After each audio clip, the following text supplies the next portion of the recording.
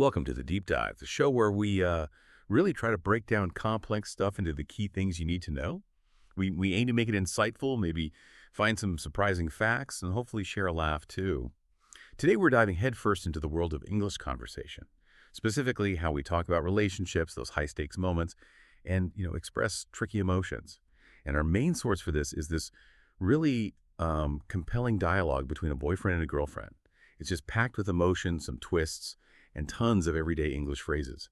For you, our listener, especially if you're working on your English comprehension and speaking, this deep dive, well, it's more than just vocabulary lists. It's like a shortcut, really.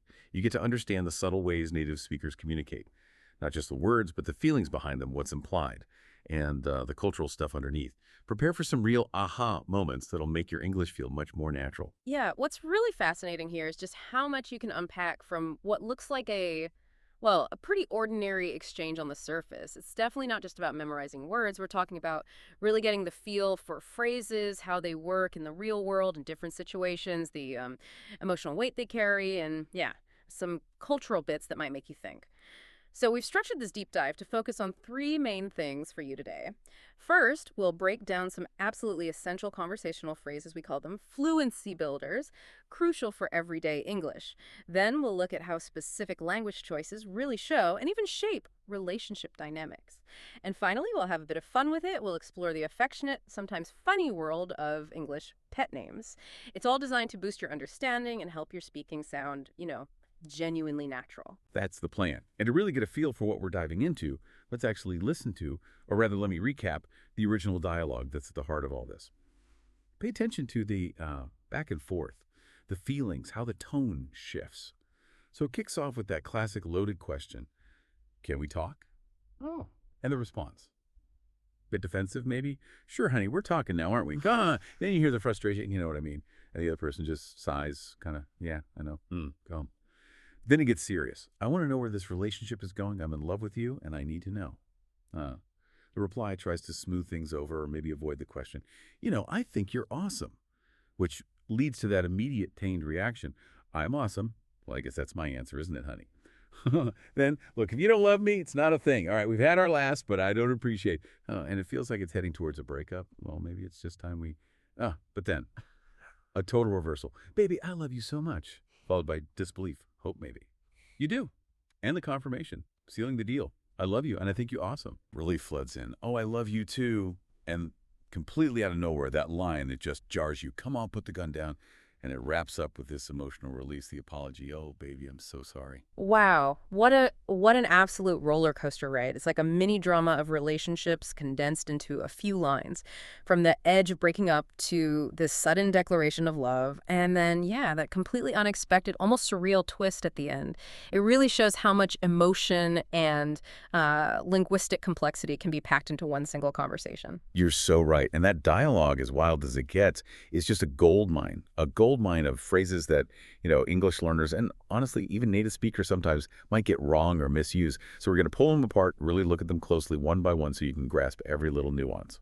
Okay, let's kick off with a really, really important distinction. This one causes a lot of confusion, especially when you're trying to talk about feelings accurately.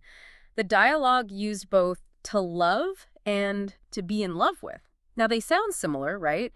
And in lots of languages, one word does the job for both. But in English, the difference is huge, crucial, actually. When you say to love someone or to love something, it's about general, strong affection or deep liking. It's pretty broad. So you'd say, I love my parents. That's deep family affection. Or I love my dog, affection for a pet. You could even say, I love chocolate, meaning you really like it, or I love weekends. It's about fondness, appreciation, but not necessarily romantic. Right. So if I say, I absolutely love this deep dive, you get that I feel really positive about it, about the learning. That's not romantic, obviously. Exactly. It's strong, positive feeling. Now contrast that with to be in love with someone. This phrase refers only to strong, passionate, romantic feelings. It is specifically for a boyfriend, girlfriend, husband, or wife. That intimate partner, it expresses that deep emotional bond, that romantic attraction. So in the dialogue, when the character says, I'm in love with you, that immediately flags it as romantic. It clarifies the intention and the depth of feeling for their partner. It carries serious romantic weight. You would never say, I'm in love with my brother or I'm in love with my cat. in that romantic sense. That would sound very strange, confusing, maybe even a bit alarming. Yeah, that's not just grammar. That's like a social landmine. Hmm. Using I'm in love with incorrectly could accidentally make things super awkward, Yeah. like telling your boss or your best friend. So understanding this difference is your first defense against, well, romantic linguistic mishaps in English. It helps you accurately talk about your relationships, especially the romantic ones, and avoid any confusion. Really critical. Absolutely vital. And that actually leads us nicely to another phrase from the dialogue that seems simple, but carries a lot of hidden meaning. Can we talk? The girlfriend started the whole thing with this phrase, didn't she? And it immediately set a certain mood. That's right. So what's really going on there? Mm. Grammatically, it's just a question, isn't it? Are we able to talk? But the hidden meaning, wow, it's way deeper. When someone says, can we talk in English, especially personally or even at work sometimes, it nearly always means they want to start a serious conversation. And often, maybe more often than not, it's about something difficult, something uncomfortable, maybe even bad news. It's like a verbal warning sign. That's perfectly put. It works like a social signal, a kind of heads up that the conversation coming isn't going to be light or casual. It gets the listener ready for something significant, something needing full attention, and possibly, some emotional readiness. It basically means I have something important, maybe tough, we need to discuss properly. I remember way back when I was learning, I used can we talk? Yeah. Just to ask my roommate about what we should have for dinner. I thought I was just being polite. Her face just fell. She looked really worried. It was a quick lesson. And like our source material points out so well, you wouldn't say, hey, Marco, can we talk? Oh, I really like your shirt. Where'd you get it? That would sound incredibly weird, almost threatening. For something so casual, the person would immediately think something was wrong, even if you just like their shirt. The phrase itself just has this weight. Exactly. It sets up a very specific expectation. Yeah. So for you, listening now, if your partner or even a close colleague says, can we talk? Yeah, it's generally not a sign of casual chit-chat. It's an immediate cue. Prepare for something important, potentially difficult. Recognizing that helps you understand the vibe, the emotional landscape of the conversation right from the start, lets you react appropriately. It's all about reading between the lines in English. That's such a useful insight. And speaking of reading between the lines, let's dig into another phrase that really hinges on context and, crucially, on the subtle power of how you say it. You know what I mean? Mhm. This one also came up in our dialogue, shows how common it is. Looks simple, right? Like just asking, do you understand me? It is simple, word by word, but its meaning can flip completely, sometimes quite dramatically, just based on your intonation. Whether your voice goes up or down at the end. Intonation is like your emotional direction signal here. So if you say, you know what I mean as a statement, with a falling intonation, your voice goes down at the end. Like finishing a sentence, you're basically assuming the listener already gets your point or the reasons behind it. You're not really asking for confirmation. You're stating that you expect them to understand because maybe it's obvious or you've talked about it before or just a common feeling. For example, if I said, I'm so tired of these pointless meetings, you know what I mean, with my voice falling, I'm assuming you already get my frustration. It's like a shared understanding. So it's almost like saying, you get it, don't you? No need to explain further. It builds that sense of shared reality. Precisely. It implies you're on the same page. There's a kind of unspoken agreement. Now, flip that. If you say, you know what I mean, as a question, with a rising intonation, your voice goes up at the end, like a question mark. Now you are asking. You're actively seeking confirmation of understanding or agreement. You want validation. You want to know if they comprehend. For instance, if I said, the instructions for this were really unclear, so how was I supposed to know what to do? You know what I mean? With my voice rising, I'm genuinely asking, do you understand my point? Do you see why I'm confused or frustrated? The rising tone is asking for feedback. That little shift in tone changes absolutely everything, doesn't it?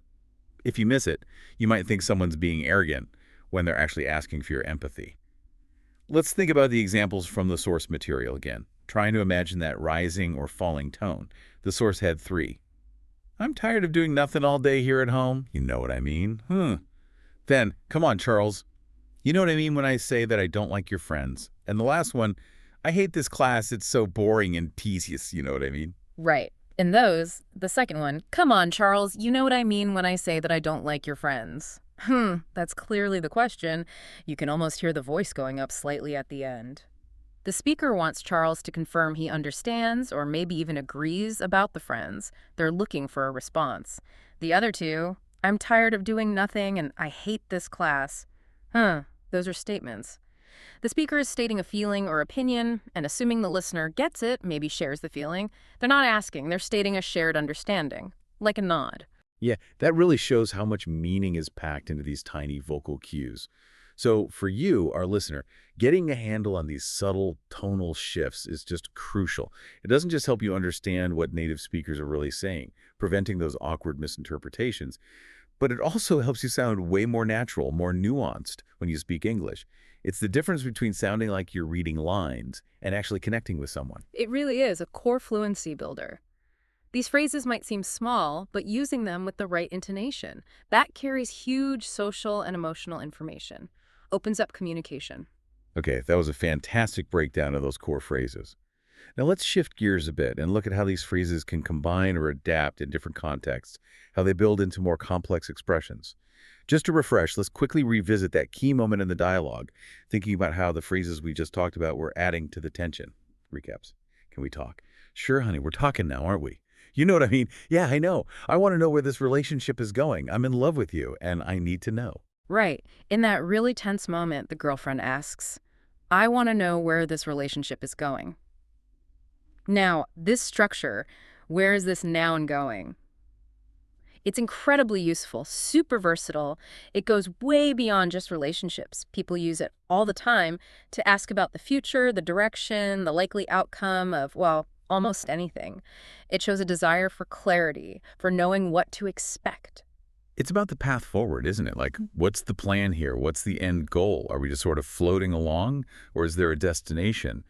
Captures that uncertainty. Exactly. It's about seeking reassurance or just understanding the road ahead. And our source gives some great examples of how you can plug different nouns into that structure. Like at work, you might worry about your career path. I don't know where my career is going in this company. I don't see any potential for growth. You're asking about future opportunities. Or maybe you're watching a movie and it's just getting really confusing. You might say, Yeah. this movie's so confusing, I have no idea where the plot is going. You want to know what happens next, where the story's heading? We've all felt that. Absolutely. And it works for more everyday things too. Imagine you're stuck in a really long meeting that seems pointless. We have been in this meeting for over 2 hours and I still don't know where it's going. Here you're questioning the meeting's purpose, its direction, what it's supposed to achieve. It's a polite way of saying, can we get to the point? So, for you, the listener, getting comfortable with this phrase gives you a really natural way to talk about future uncertainties in all sorts of situations, whether it's relationships, work, or even just following a confusing story. Where is this noun going? Lets you ask for direction and show you need clarity, shows you're engaged in thinking ahead. That's incredibly useful. Now, another phrase from that dialogue that signals a big shift, almost hinting at a major decision, is when the girlfriend starts to say, well, maybe it's just time we. Mm-hmm. She trails off there in the heat of the moment, but the implication, that unspoken part, feels really heavy. Okay, here's where it gets really interesting. That incomplete phrase, maybe it's just time we. It's a classic way to signal a suggestion or realization that, maybe something needs to happen. It often comes up when a situation feels like it's reached a turning point, and the speaker is gently proposing a course of action. Sometimes a difficult one, sometimes just a necessary one. It often carries a sense of, well, the time has come. It's a softer approach, isn't it? Almost reflective. It kind of cushions the impact of suggesting something big or potentially unpleasant. Or it just states that things have naturally led to this point. It suggests the right moment has arrived, whether you want it to or not. It's less confrontational than just blurting out a decision. And the source material gives us perfect examples of how you might finish that sentence, showing the range from dramatic to just practical. The most dramatic, and maybe what the girlfriend was thinking during the argument, is break up. A huge, difficult relationship decision. Definitely. But it's not always negative. It could be used for other big life choices. For instance, have a baby. That's a massive, often joyful step, implying it's the right time for them. Or it could be something much more ordinary, like, go home. If it's late at a party, people are tired, it's just the natural end, a very common way to suggest leaving. Or if you've been complaining about your job forever, maybe it's just time we found a new job. Finally acknowledging that change needs to happen. Exactly. So the great thing about this structure for you as a learner is it gives you that softer, more thoughtful way to suggest something. Instead of a direct order, it comes across as a shared thought, a gentle proposal. It acknowledges the situation and has led to this point. Very common, very natural way to introduce a big idea in English. And then, as the argument continues, right before the potential breakup, the girlfriend says something looking back. All right, We've had our laughs. That's a neat way to talk about their shared past, isn't it? It is. We've had our laughs means exactly what it sounds like. We've enjoyed good times together. We've experienced happiness. But the real value here is the structure itself. We've had our noun. It's incredibly adaptable. If you zoom out, you can swap laughs for all sorts of nouns to talk about different shared experiences, good and bad. It's a wonderfully brief way to acknowledge a shared history without getting into all the details. So it's not just about the good times then. It can cover the whole range of shared life. Precisely. The source highlights how flexible it is. You can say, we've had our ups and downs. That perfectly captures the mix of good and bad times in a relationship or a project or a teen's history. Or, we've had our moments. This one is great because it's a bit ambiguous. Depending on how you say it, it could mean special, memorable times. Wow, we really had our moments on that project. Or, said with maybe a wry tone, it could mean difficult or awkward times. Yeah, let's just say we've had our moments trying to assemble this furniture. So the delivery is key. You say, we've had our moments, Yeah, and people just kind of get it, good or bad. exactly. And then, if you want to be more direct about difficulties, we've had our issues. That clearly means you've faced problems together. So for you, the listener, this we've had our structure is a really flexible, natural tool. It lets you summarize shared history concisely in personal life, at work, in groups, a very efficient way to reflect on the past. Okay, we've navigated some really nuanced phrases there. Now, I have to go back to that really shocking line in the dialogue, the one everyone's probably thinking about. Come on, put the gun down. It just comes out of nowhere in a relationship fight. It absolutely does. And look, while this is obviously super dramatic, maybe even exaggerated in the dialogue, it's a brilliant, if extreme, example of how language can be used, either literally in a truly desperate situation or, maybe more likely here, as a powerful metaphor. So you're saying it's probably not a literal gun in most arguments like this. It means something else. Exactly. In the heat of a relationship argument, it's almost certainly figurative language. It's hyperbole exaggeration for effect. It's a really vivid, shocking metaphor. Maybe for threatening to end the relationship, to pull the trigger, or threatening to reveal something devastating. It could imply one person is holding the other emotionally hostage with their words or actions, or that they're about to do something drastic, something irreversible. It pushes the boundaries, shows how familiar words can become weapons or pleas in moments of high emotion. It forces us to see how English handles extreme feelings, sometimes with words that seem way over the top for the physical situation, but capture the emotional intensity perfectly. That makes a lot of sense. It captures that feeling of desperation, the high stakes, even without a real weapon. It adds another layer to understanding how emotion can really twist language. Precisely. It shows the expressive power of English, where words gain huge, unexpected weight depending on the context, the drama, the emotional heat.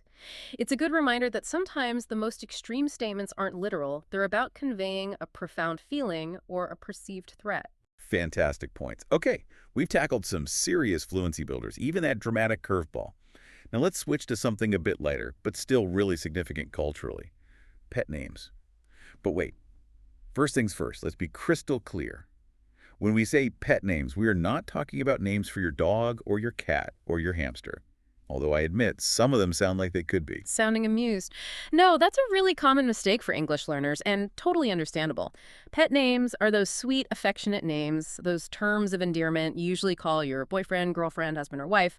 They're intimate labels. They show affection, tenderness, that special connection between partners, kind of like a verbal shortcut for I love you or you're special. And we actually heard a couple in our dialogue already, didn't we? We did. Baby was used clearly, like, Wow. baby, I love you so much. That's super common. You can call almost anyone baby affectionately, regardless of their age. And we also heard honey, as in, sure, honey, we're talking now. Also very warm, very common. Think of the classic honey, I'm home. Right. So beyond baby and honey, what are some other really common English pet names you hear all the time? Well, there's sweetheart, that conveys real warmth. Darling has a slightly more classic, maybe even a touch elegant feel to it. Sweetie is very common, often quite informal and gentle. And cutie, which points to attractiveness or charm in a sweet way. These are all widely understood across the English-speaking world. Okay, but I have to ask, Hmm. don't some of these sound a little bit, well, cheesy?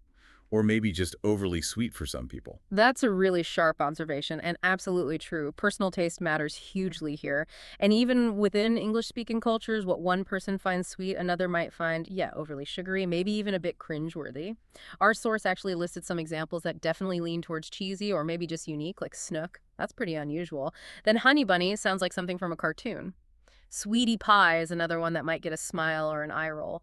And my favorite of the odd ones, Pooh Bear. Yes, like Winnie the Pooh. And apparently dumpling is also used, which is a bit quirky. That just makes me hungry for actual dumplings now. Agrees good-naturedly. Hmm. Me too.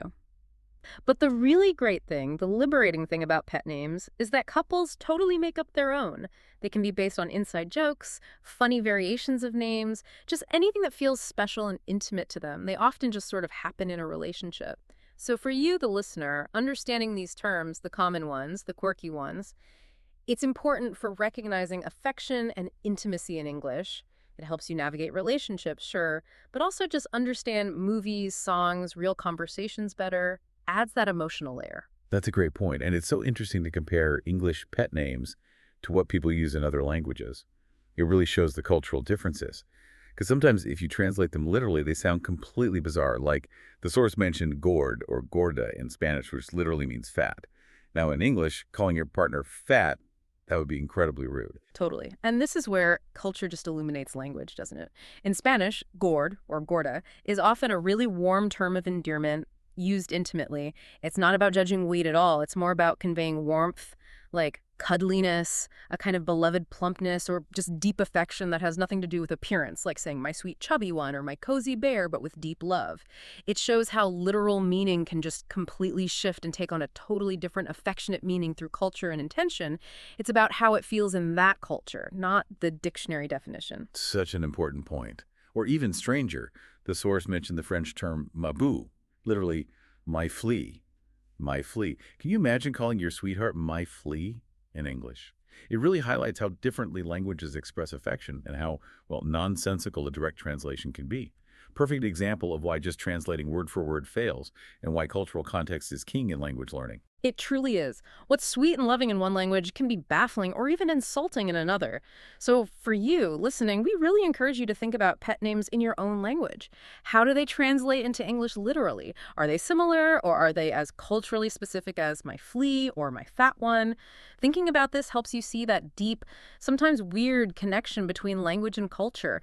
Definitely broadens your view on how love gets expressed worldwide. Okay, we've covered so much ground today, really digging into that dialogue and pulling out all these essential phrases and cultural bits.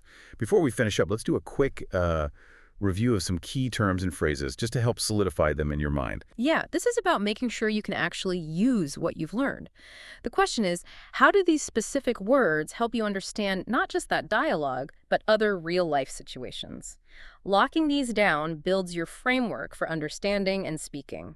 Let's start with dump someone. We learned this means to end a relationship with someone, often, not very nicely. So if your friend says, my girlfriend just ended it, what's a more informal way to say that? She dumped him. Yeah, very direct. Exactly. Next, that group of phrases about emotional pain, hurt someone's feelings very badly, hurt someone emotionally, or the classic break someone's heart, they all mean causing deep emotional suffering, usually romantically. If you really messed up with your partner and they were devastated, you might say you broke their heart.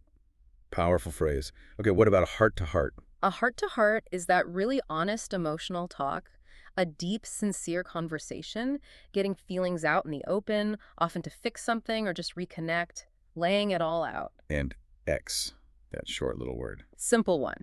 An ex is just a former boyfriend, girlfriend, husband, or wife. It's the standard shorthand for a past romantic partner. Super common. How about partner? We hear that quite a bit. Right. Partner is someone you're in a long-term relationship with. It's often used because it's inclusive. It covers boyfriend, girlfriend, husband, wife, without needing to specify marital status or gender. Broad and respectful. The word awesome came up in the dialogue. What's its core meaning again? Awesome just means amazing, great, really impressive. In the dialogue, when they said, I think you're awesome, it was a big compliment. Maybe initially used to soften things before admitting the deeper feelings later on. We talked about we've had our laughs. What does that capture? We've had our laughs basically means we've shared happy times. It acknowledges the good parts of a shared past, like, yeah, college was tough, but we definitely had our laughs. It's nostalgic. And if someone says they don't like or don't appreciate something, It means they disapprove, find it unacceptable, or aren't thankful for it. It signals dissatisfaction or lack of value for something. the big one, love versus in love with. Quick reminder. To love, strong, general affection for people or things, broad fondness. To be in love with, strong, exclusive romantic affection. Only for romantic partners. Remember that social tripwire? Okay, where this relationship is going. What's its meaning beyond just romance? It asks about the stage or future of any situation. We fight constantly. I don't know where this relationship is going, shows romantic uncertainty. But also, where is this movie going? I'm lost when confused by a plot.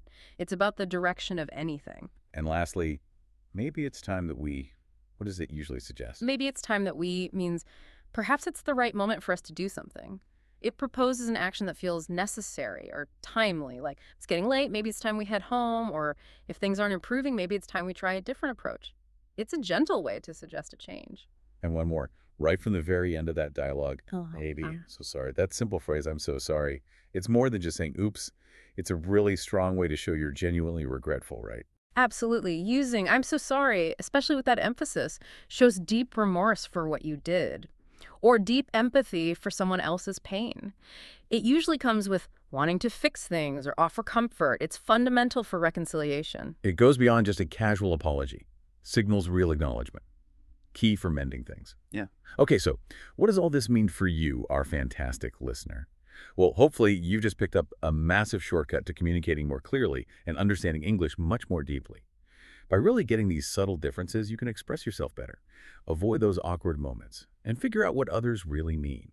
Whether it's a serious chat, a casual moment, or even just watching a movie. We definitely suggest maybe re-listening to that dialogue we analyzed or finding similar conversations in English. Try to spot these phrases. Can you hear the tone shift in, you know what I mean, or... Or think about how these ideas, especially the pet names, compare to your own language. What weird and wonderful terms of endearment do you use? Pop over to the English Pod website.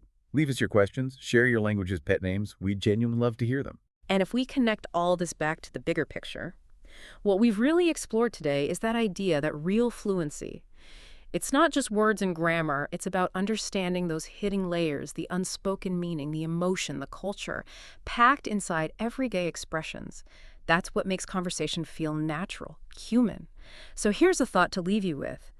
How might recognizing these subtle cues, these hidden signals in language, change how you understand conversations and build connections in English?